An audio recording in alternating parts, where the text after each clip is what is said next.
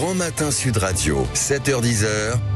Patrick Roger. Chaque matin, 8h08, soyez libre. Elisabeth Lévy est avec nous, évidemment le mardi, mercredi et jeudi. Bonjour Elisabeth Lévy. Bonjour Patrick, bonjour à tous. Plus de la moitié des Français donc soutiendraient la journée d'action. Donc vous voulez revenir autour de ce chiffre?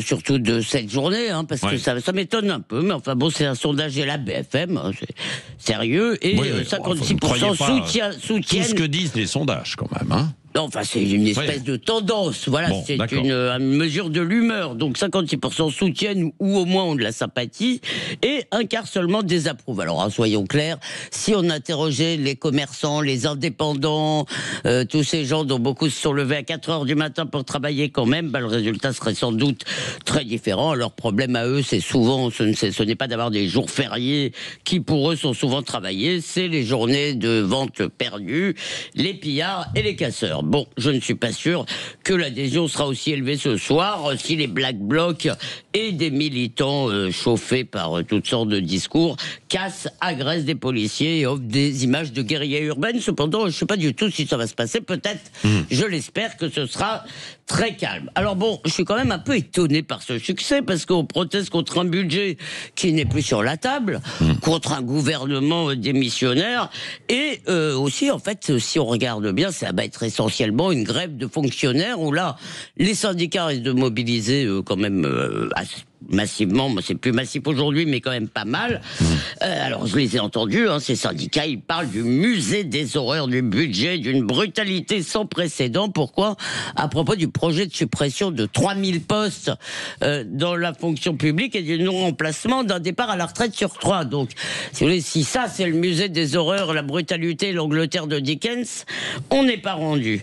Bref, et en plus, dernière raison d'étonnement, l'outrance de l'extrême gauche, tous ces appels à casser, même si à la fin Mélenchon dit attention, il faut être très calme, ça devrait être un repoussoir, et non. Bon, alors comment expliquez-vous cette popularité tout de même? Alors, disons, je l'expliquerai plutôt par des mauvaises raisons. D'abord, à cause d'une haine du président qui devient complètement délirante. Je n'ai vraiment aucune excuse pour sa politique, ni rien, mais si vous voulez, voilà, arrêtons les caprices, je suis désolé, on l'a élu pour 5 ans, il est là pour 5 ans, et c'est comme ça. C'est ça Non mais c'est ça aussi la démocratie, c'est d'assumer son vote. Alors, la grève, il y a peut-être la grève par procuration, vous vous rappelez, on disait ça en 95. Oui. Alors bon, c'est moins massif. Les cheminots avaient quand même réussi à faire croire à tout le monde, dont votre servante, qu'ils ne se battaient pas pour leur retraite, mais pour la République. Aujourd'hui, peut-être que les gens sont, et je les comprends, solidaires des policiers, des infirmières, des professeurs.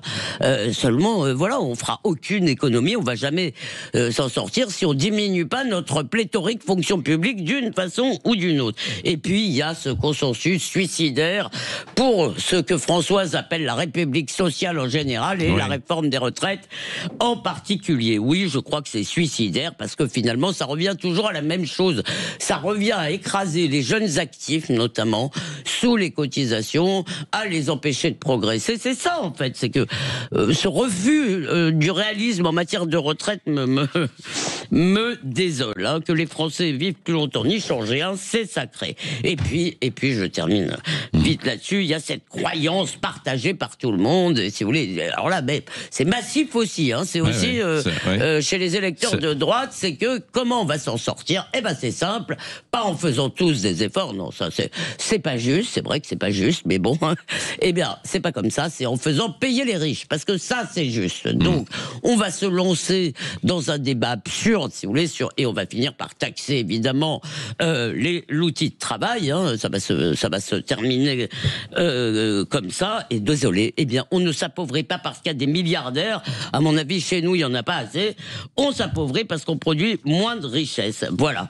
Alors on a déjà, je finis, le système le plus redistributif du monde développé. Je finis sur une petite chose qui m'a vraiment rendu énervés. C'est que les lycéens vont bloquer les lycées. Ouais. Voilà. Les lycéens vont bloquer les lycées, pas pour défendre leur droit d'apprendre la littérature, non, évidemment, pour leur retraite et toutes ces choses. Voilà. Mais vous êtes d'accord ou pas d'accord avec Elisabeth Lévy? J'en entends déjà certains qui disent non, je comprends ce qu'elle dit sur oui, il faut travailler, etc. C'est avant tout ce qu'on va faire, mais on a le droit aussi de manifester, bien sûr, quoi. Hein, Elisabeth, vous allez débattre avec Françoise Degois tout à l'heure. Vous êtes d'accord? 8h30, évidemment. Juste après. Elle n'est pas partie manifester? Non. Comment? Vous commencez à la taquiner. Juste après l'invité politique qui est dans un instant, c'est Sébastien Chenu, le vice-président du Rassemblement national.